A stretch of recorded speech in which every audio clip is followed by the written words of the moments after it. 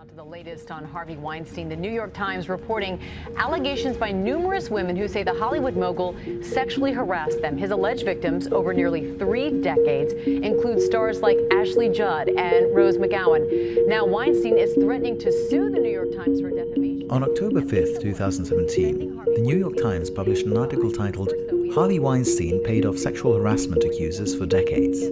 The article reported that several female actors had claimed that Harvey Weinstein, one of Hollywood's most powerful producers, had sexually abused them or extracted sexual favors in return for roles in his movies. Luxurious Peninsula Hotel in Beverly Hills.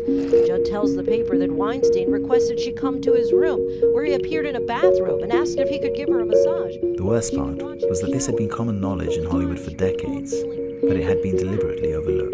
Women have been talking about Harvey amongst ourselves for a long time, said Judd, and it's simply beyond time to have the conversation publicly. 10 days later, on October 15th, actress Alyssa Milano tweeted, "If all the women who've been sexually harassed or assaulted wrote Me Too as a status, we might give people a sense of the magnitude of the problem." The tweet immediately went viral.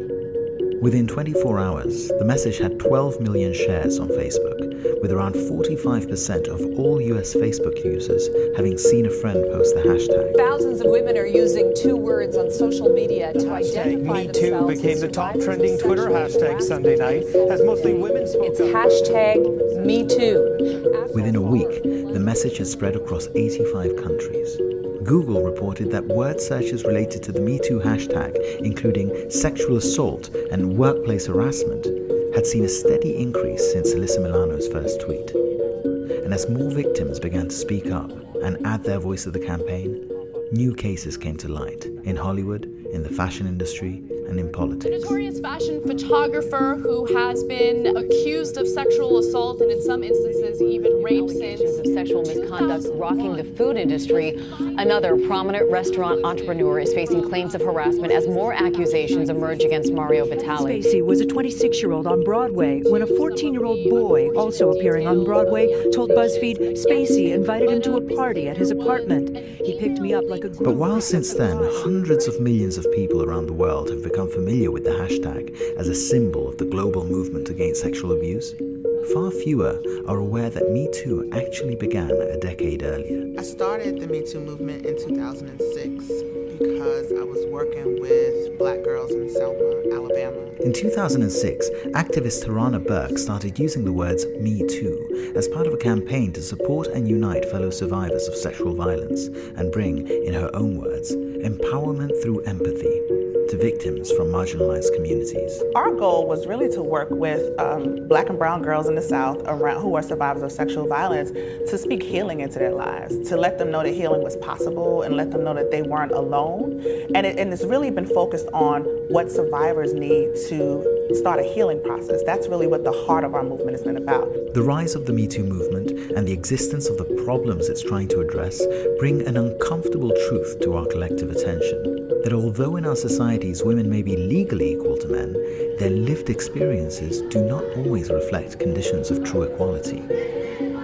In this project, we look at how democratic institutions have failed to adequately address the problem of sexual abuse and the systemic gender subordination which it springs from and perpetuates.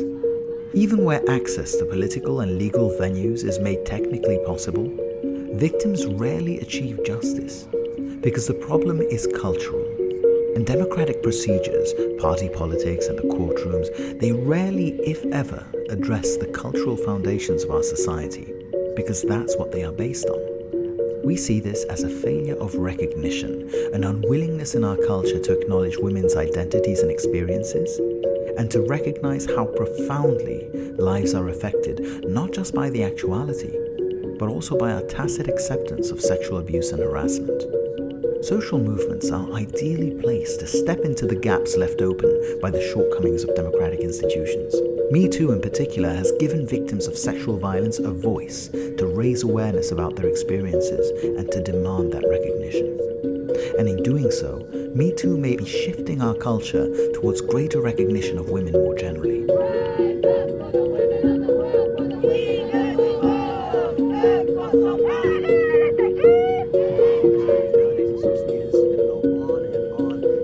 But I think when it gets to the right place, it's going to be a huge wake-up call for a lot of people.